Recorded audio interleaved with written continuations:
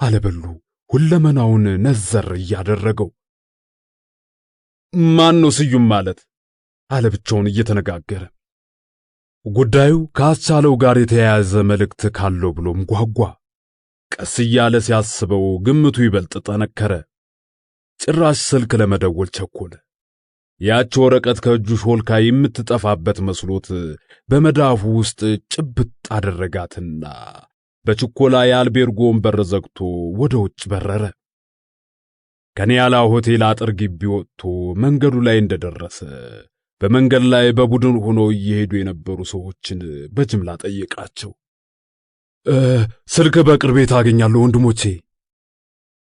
በዚያም በዚህም ሞልቷል አለው ከመንገደኞቹ አንዱ። በሉ በየት አቅጣጫ መሮጥ እንዳለበት ሲያስብ አሁንም ከመንገደኞች አንዱ ወደ ቀኝ አቅጣጫ እያመለከተ በዚህ በኩል በቅርብ ታገኛለህ አለው። በሉ በዚያው አቅጣጫ ሮጠ።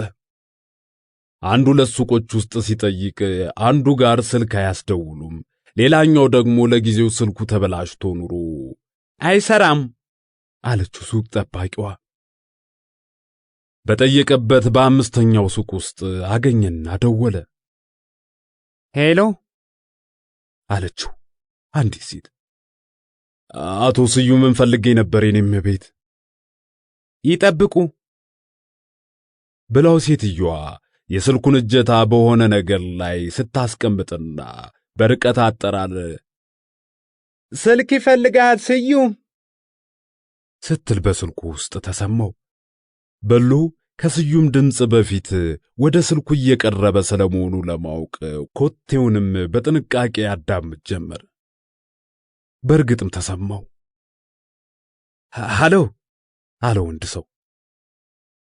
አቶ ስዩም ኖት ጌታዬ? አዎ ነኝ። በሉ እባላለሁ። አልቤርጎ ውስጥ መልእክቶን አግኝቼ ነው። ኖት? አስቻለው ፍሳ የሚባል ሰው በመፈለግ ላይ ያሉት? አዎ ጌታዬ አለ በሉ። ልቡ በድንጋጤ ትርትር ሊል የደረሰ መሰለው። ታዲያ ለምን አመሹ? በጊዜ አይደውሉም ነበር? እኔ እኮ 10 ሰዓት አካባቢ ነበር መልእክቱን ያስቀመጥኩልዎት አለ ስዩም። እኔም እኮ በዚያው አካባቢ ነው ከክፍሉ የወጣሁት፣ ለጥቂት ተላልፈን እንደሆነ እንጂ አለና በልሁ አጋጣሚው እንዳያመልጠው በመስጋት ወይኔው ደርሶ ልምጣ ሲል ጠየቀው። መቼ? አሁን? ምንም ችግር የለብኝም ጌታዬ። ቸኩለዋል ማለት ነው? በጣም አቶ ስዩም፣ እጅግ በጣም። በቃ እኔ እመጣለሁ። ባይሆን እንዳንጠፋፋ ከክፍሎ ይጠብቁኝ። ንቅንቅ አልልም ጌታዬ። እሺ መጣው። ለበሉና ለስዩም መተዋወቂያ አስቻለውን የመፈለግ ሥራ እንደ ምልክትነት የመውሰዱ ጉዳይ ነገሩ ከአስቻለው ጋር የተያያዘ ስለመሆኑ የበለጠ ተስፋ አደረበት። ግን አስቻለውን የሚያስገኝ ይሆን ወይስ ሌላ ሁኔታውን የሚያውቅበት አጋጣሚ? የበሉ የዚያች ቅጽበት ሐሳብና ስጋት ሆነ። ግን የሆነው ይሁን በሉ ዛሬ ስዩምን ማግኘት አለበት። ስዩም ደግሞ መጣው አለው እንጂ በምን ያህል ደቂቃ ከኒያላ ሆቴል ሊደርስ እንደሚችል አልገለጸለትም። በስልክ ያነጋገረው ከሩቅ ይሁን ከቅርቡ ቦታ ሆኖ ይሁን አይሁን አያውቅም። ለማንኛውም ከቀጠሮ ቦታ ቀድሞ መድረስ ነበረበትና ስልክ ከደወለበት ሱቅ ጀምሮ እስከ ኒያላ ሆቴል የመኝታ ቤት ቁጥር 24 ድረስ ያለውን መንገድ በሩጫ ጨረሰው። የፎቁን ደረጃዎች እንኳ በሩጫ ነው የረመረማቸው። ከክፍሉ ደርሶ በሩ ላይ ሰው ያለመቆሙን ሲያረጋግጥ ብቻ እፎይ አለ። ወደ ክፍሉ ከመግባቱ በፊት ሽንጥና ሽንጡን ይዞ በመቆም የሩጫ ትንፋሹን ጨረሰና በሩን ከፍቶ ወደ ውስጥ በመግባት አልጋው ላይ ቁጭ አለ። ቁና እየተነፈሰ በሩን ይመለከት ጀመር። በኮሪደሩ ውስጥ ኮቴ በሰማ ቁጥር ቀልቡ እየተበተነ ደቂቃዎች አለፉ። ምናልባት በግምት 15 ደቂቃዎች። ድንገት አንዱ ፈር ያለ ጠይም ሰው የቤት ውስጥ ነጣ ያለ ቱታውን በነጭ ስኒከር ጫማ ለብሶ በሩ ላይ ከቻለ።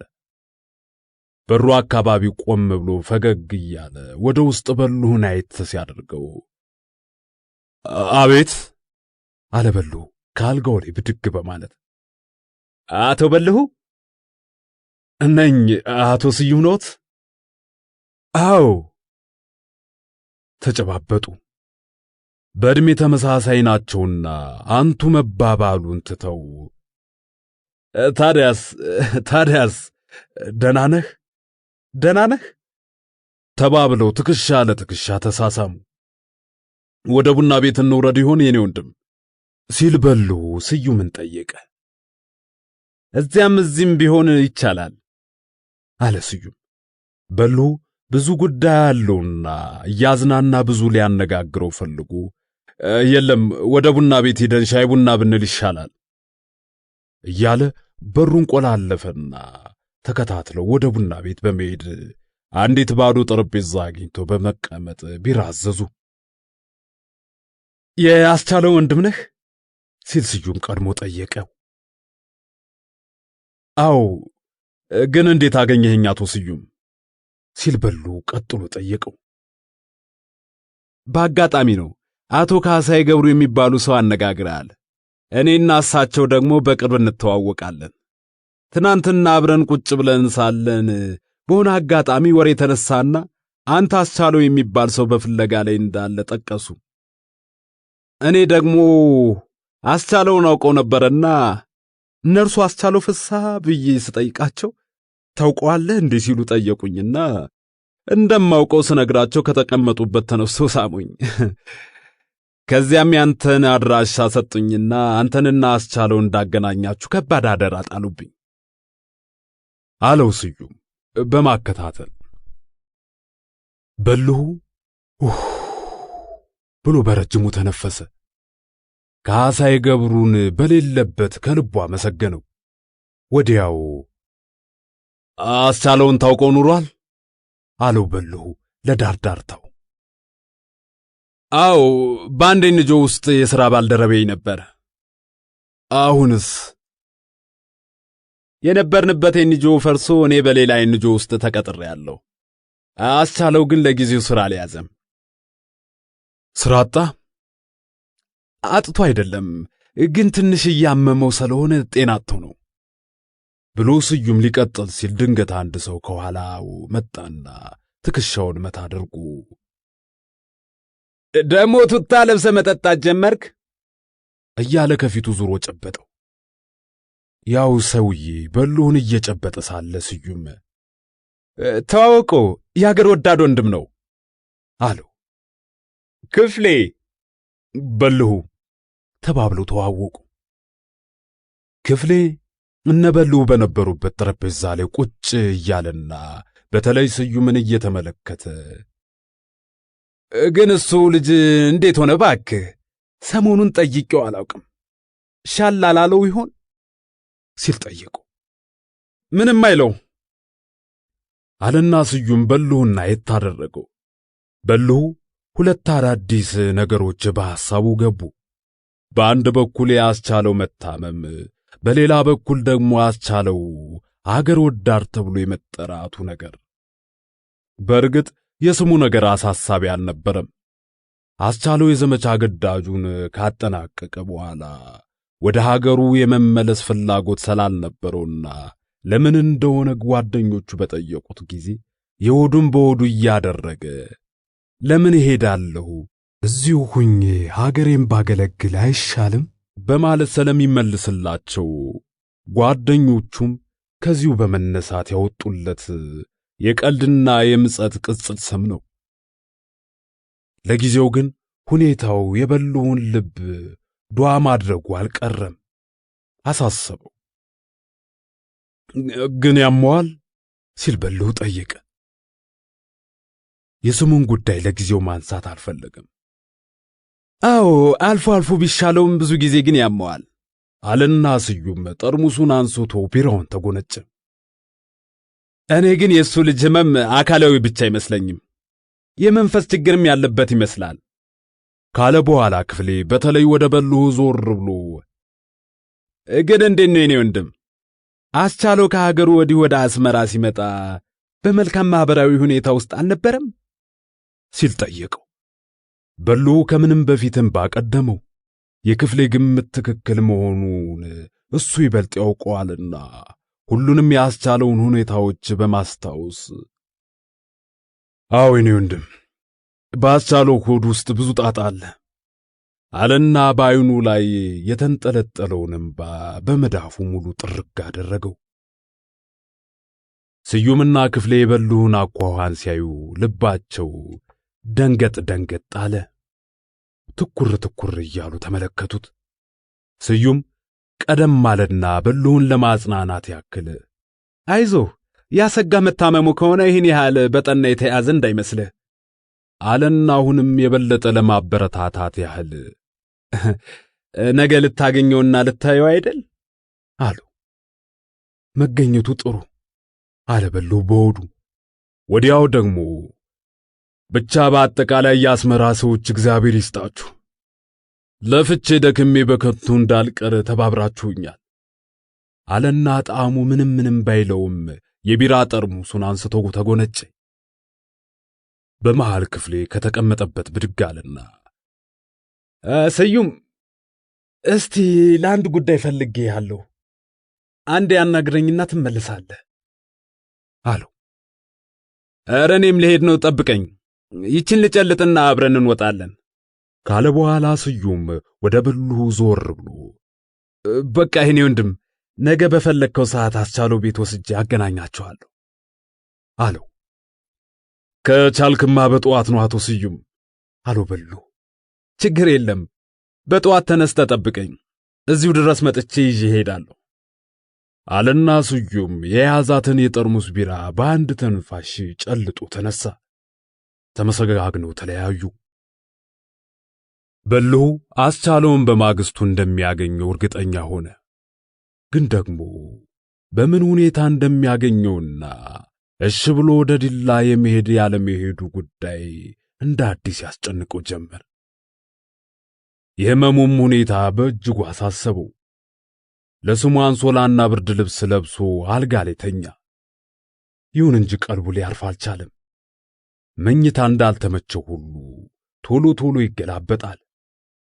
እየጨነቀው ቁና ይተነፍሳል። ያስቻለው አጠቃላይ ሁኔታ በዝነ ልቦና እየመጣበት በሐዘን ስሜት አሁንም ከንፈሩን ይመጣል። አልፎ አልፎ እንባም ይለዋል። ከዚህ አይነት አስጨናቂና የተደብላለቀ ስሜት ለአንዴም ሳይላቀቅ ያ ሌሊት ተጋመሰ። እንዲያውም ሊነጋ ጥቂት ሰዓታት ብቻ ቀሩት። ከጥቂት ቆይታ በኋላ ባላሰበው ሁኔታ ካስቻለው ጋር ተገናኙ። ለዚያውም ያ ሊጠፋ ተቃርቧል የተባለ የግራ ዓይኑ ከጓደኛው እኩል ልክ እንደ ድሮ የባቄላ አበባ እንደመሰለ የአበባውን በፍንዳታ አደጋ ተጠባብሶ ያብለጨልጫል የተባለ የግራ ፊቱ ልክ እንደ ቀድሞ ወዙ እየተቀዳ ያ በሳት ተጨራምቶ የተቆረጠ ይመስላል የተባለ የግራ ጆሮ ከጓደኛው እኩል ተስተካክሎ እንደቆመ ያ በሰው ሰራሽ አካል ተተክቷል የተባለ እጅና እግሩ የፕላስቲክ ቅጥያ ሳይኖረው ክራንቻ አጠገቡ ሳይቆም ብቻ በሁሉም ነገር ያ የድሮ አስቻለው አካሉ የተሟላ አቋሙ የተስተካከለ ጤንነቱ የተጠበቀ በፈገግታ የተሞላ አስቻለው ፍስሐ። ስላንተ የሰማሁት ነገር ሁሉ ሐሰት ነው እንዴ አስቻለው? የሚል ነበር የበልሁ የመጀመሪያ ጥያቄ። በዚህ ዘመን እውነት ትጠብቃለህ እንዴ በልሁ? ሐሰት በነገሰበት ውሸት በበዛበትና ቅጥፈት ዓይን ባወጣበት ዘመን አለው አስቻለውም ፈገግ ብሎ እየተመለከተው። ምን ነው ግን ጭክን ብለህ ጠፋ? የጨካኞች ዘመን አይደል? እኔም እንደ ዘመኑ ልሁን ብዬ ብትጨክን በሔዋን መጨከን ነበረብህ። ሔዋን ለኔ ምኔ ናት? ፍቅር ቀረኩ። መውደድና መዋደድ ተረሳኩ። እሷ አንተን አምና እየኖረች በናፍቆት እየጠበቀች ደግሞ የምን ማመንና መተማመን አመጣ? እምነት በክህደት ተተክቶ ጥርጣሬ ተስፋፍቶ ሰው እንኳን ሌላውን ራሱን በካደበት ዘመን ሔዋን እኔን አምና ተቀምጣ ከሆነ በእውነት ተሳስታለች። የዋህ ወይም ጅል አትሁኝ ብለህ ልትመክራት ይገባል። ሔዋን ጅልም የዋህም አይደለችም። ብልህና አስተዋይ የሕይወት ጓደኛህ ናት አስቻለው። ብልህና አስተዋይ ብትሆን ኑሮ እስካሁን በሕይወት ልትኖር አትችልም ነበር። ወደፊትም ቢሆን በዚህ ባህሪሽ በምድር ላይ መቆየታችን ብለህ ንገራት። እንዴት አስቻለው? እብሪተኞች ያጠፏታል። አብዳል እንዲያስቻለው? አው በልሁ ማበድ ስላለብኝ አብጃለሁ። መመርመር አለብህ።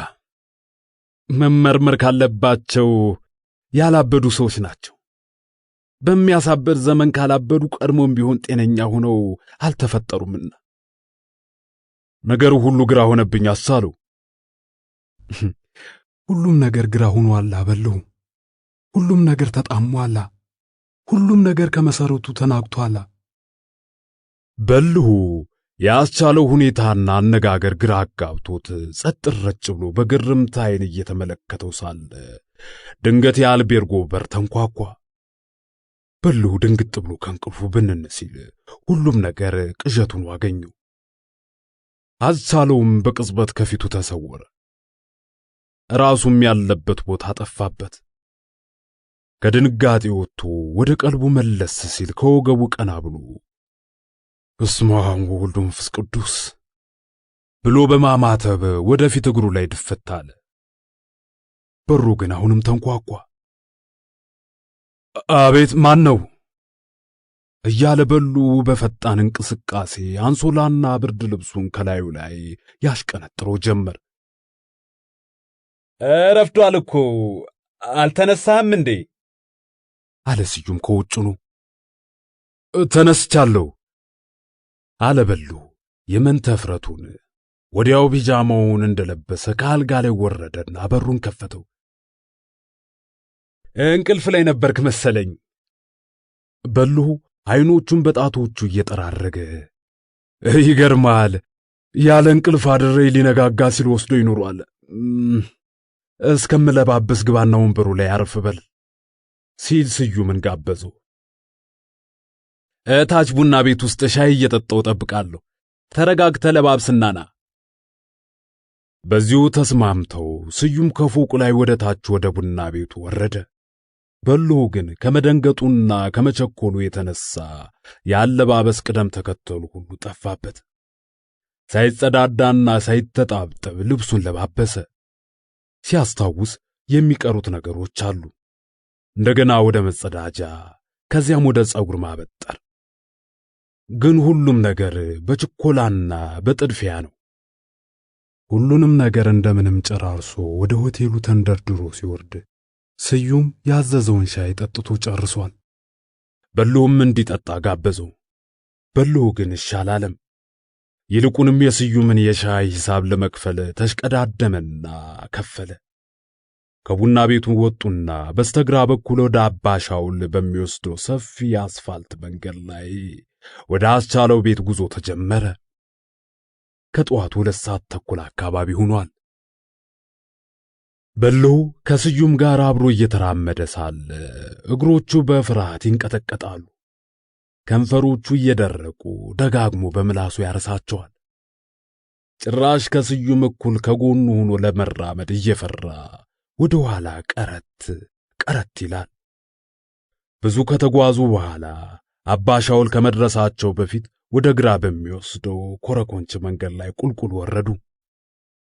ብዙ ከተጓዙ በኋላ አንዲት የሀገር ልብስ የለበሱ ሴት ወይዘሮ አንዲት ልጅ እግር ቢጤ ሴት ዘንቢል አስይዘው ከፊት ለፊት ሲመጡ አዩአቸው። ከጥቂት እርምጃዎች በኋላ ይበልጥ ተቀራረቡ። በኋላም ተገናኙ። በጠዋት ወዴት ነው እማማ ብርህት? ሲል ስዩም ቀድሞ ጠየቃቸው።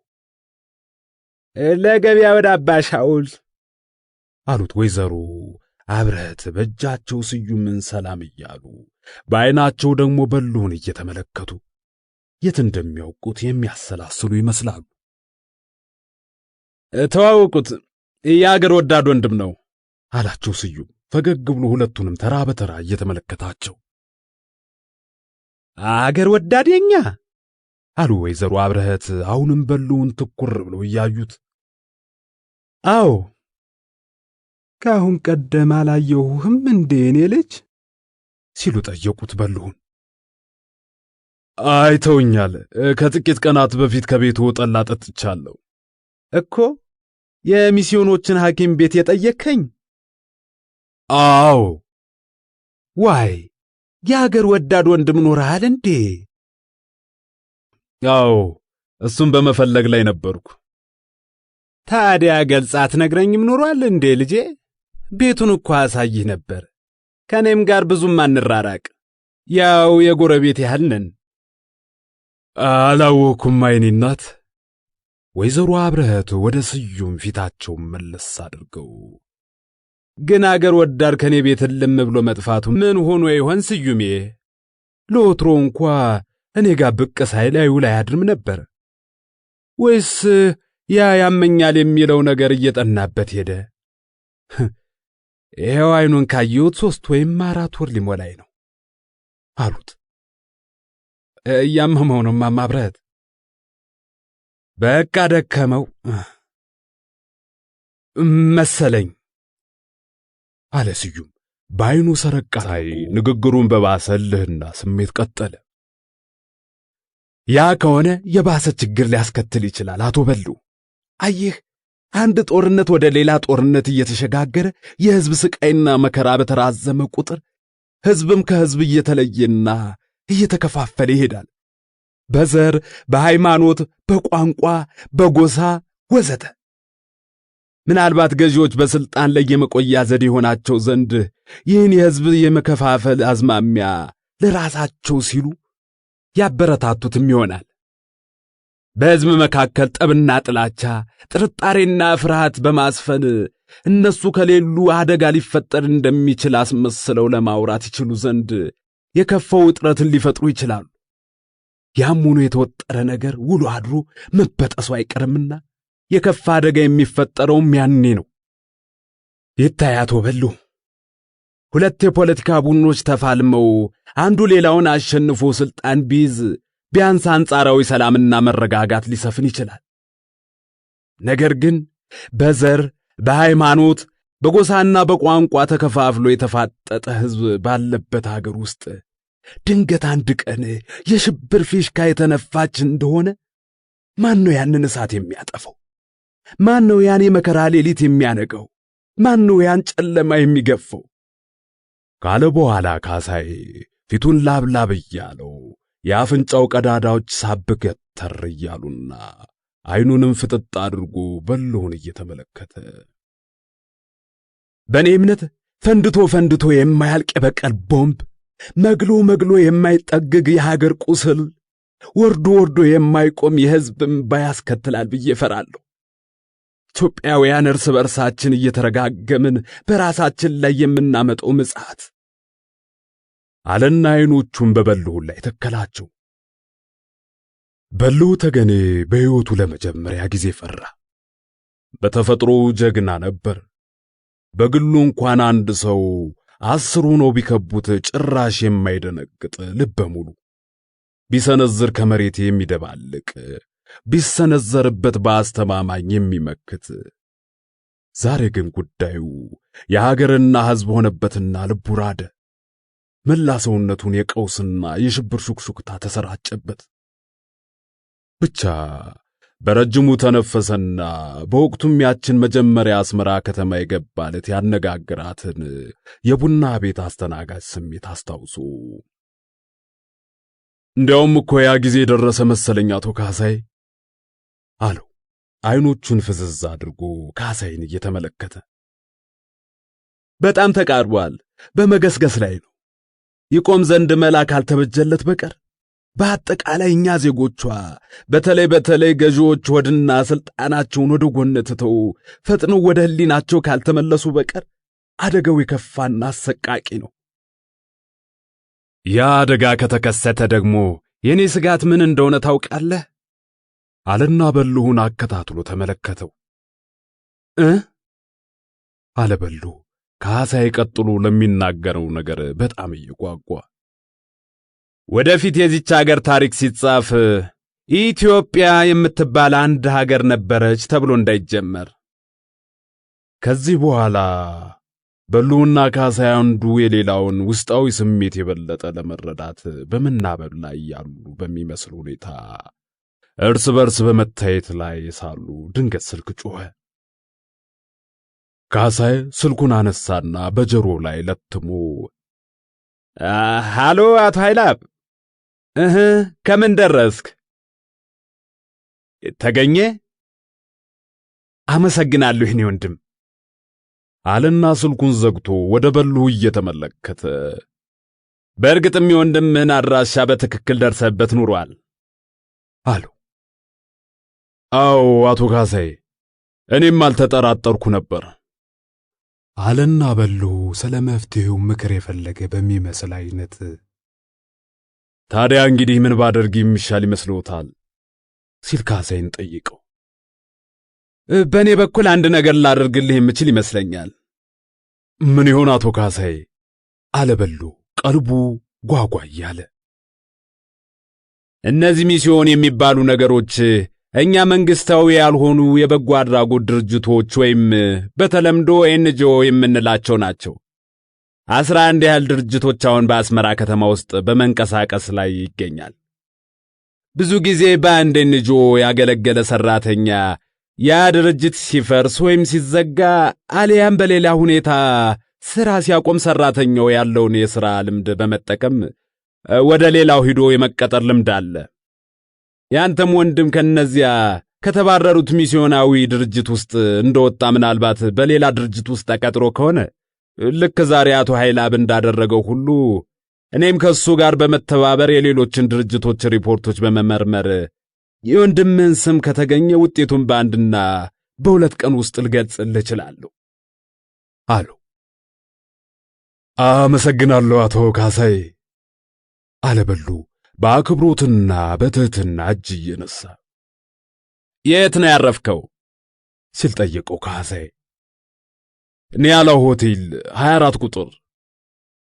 ጥሩ አቶ በልሁ፣ በተረፈ እግዚአብሔር ካንተ ጋር ይሁን ብሎ በልሁን በሰላምታ ለመሸኘት ከወንበሩ ላይ ብድግ አለ።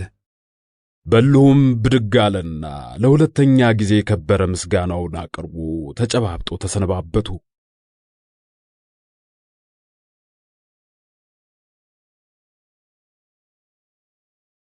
ስድስት ቀናት አለፉ። እንዲያውም በልሁ አስመራ ከገባበት ቀን ጀምሮ ሲቆጠር 10ኛ ቀን። ያስቻለው ዱካ ግን አልተገኘም። ጭራሽ እየራቀ ሄደ። የካሳዬ ገብሩ ጥረትም አልተሳካ። ያስቻለው ስም በየትኛውም ኤንጂኦ የሰው ኃይል ሪፖርት ውስጥ ተካቶ አልተገኘም። በልሁ በቀጠሮው ቀን ወደ ካሳዬ ቢሮ ብቅ ባለበት ወቅት የተነገረው ይኸው መጥፎ ዜና ነበር። በልሁ ከዚያ በኋላ ማድረግ የፈለገው አንድ ነገር ብቻ ነበር። ሳይታክት ሳይሰለች በአስመራ ከተማ ውስጥ በሚገኙ ቡና ቤቶች ሁሉ እየተዘዋወረ ስላስቻለው ወሬ መጠየቅ። የበልሁ ሐሳብ በየቡና ቤቱ እየተዘዋወረ አስተናጋጆችን በማነጋገር ምናልባት አስቻለው ያዘውትርባት በነበረችው ሰሬ መናፈሻ ውስጥ ይሰሩ የነበሩ የሆቴል ሰራተኞችን ካገኘው የሚል ነበር። በእርግጥም አነስተኛ ሻይ ቤቶችና ኬክ ቤቶች ሳይቀሩ በአስመራ ዋና መንገዶች ላይ የተኮለኮሉትን ቡና ቤቶች ሁሉ ጎበኛቸው። ከቀጥር በፊት ሲሆን ሻይ ቡና፣ ወደ አመሻሹ ላይ ደግሞ ቢራ ወይም ሌላ አይነት መጠጥ እየያዘ በመቀበጥ ብዙዎቹን አነጋገረ። ሆኖም ፍንጭ እንኳን ሊያገኝ አልቻለም። እንዲያውም ከሚጠጣው ሻይና ቡና ብዛት የተነሳ አንጀቱ ተቃጠለ። ቢራና የአልኮል መጠጡም በተለይ ሌሊት እንቅልፍ እየነሳው ተቸገረ።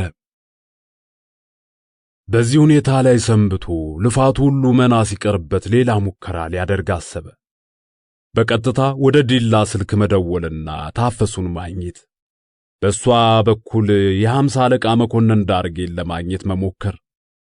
ሐሳቡም ምናልባት የ50 አለቃ መኮንን ዳርጌ ያን ከአስቻለው ጋር ለመገናኘት ምክንያት የሆነውን የአስመራ ኗሪው ጓደኛውን አድራሻ የሚያውቅ ከሆነ ሊጠይቀውና በሱ እየታገዘ ወደ አስቻለው ለማምራት ነበር።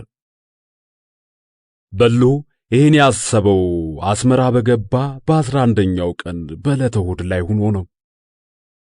ታፈሱንም ሆነ የ50 አለቃ መኮንን ዳርጌን በቀላሉ በስልክ ሊያገኝ የሚችለው በመስሪያ ቤት በኩል ስለሆነ ስልክ የመደወል ሙከራውን በማግስቱ ሰኞ ሊያደርግ ወሰነ። ይህን ሐሳብ ያሰላሰለው በኒያላ ሆቴል ውስጥ አልጋ ላይ ጋደም ብሎ ነው። ከውሳኔ ላይ የደረሰውም በዕለቱ ወደ 10 ሰዓት አካባቢ ነው። በዚያ አልጋ ላይ ለብዙ ጊዜ ቆይቶ ስለነበር ከውሳኔ በኋላ በአስመራ መንገዶች ላይ ጥቂት ሊዘዋወር ፈለገ። ለባብሶ ወጣ። ጥቂት ሲዘዋወር ከቆየ በኋላ ሳያስበው ከዚያ አስመራ የገባለት ጎራ ባለበትና ስላስቻለው ለመጀመሪያ ጊዜ ያወያያት የቡና ቤት አስተናጋጅ በምትሰራበት ሆቴል እግሮቹ አደረሱት። ጥቂት ለማረፍና ከልጅቷም ጋር ጥቂት ሊጨዋወት አስቦ ጎራ አለ። ቁጭ አለና ቢራ አዘዘ። ልጅቷን ግን በዓይኑ ቢፈልጋትም ሊያያት አልቻለም።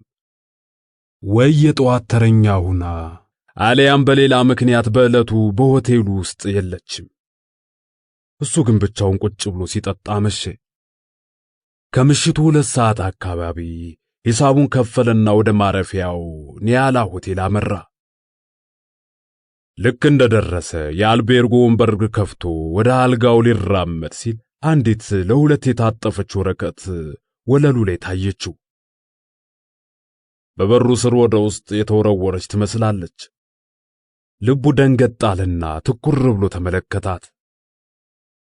ወዲያው ብድግ አድርጎ ሲያያት አጭር መልእክት ይዛለች። አቶ በልሁ ከዚህ በታች በተገለጸው ስልክ ቁጥር ስዩም ብለው ይደውሉ ይላል የያዘችው መልእክት።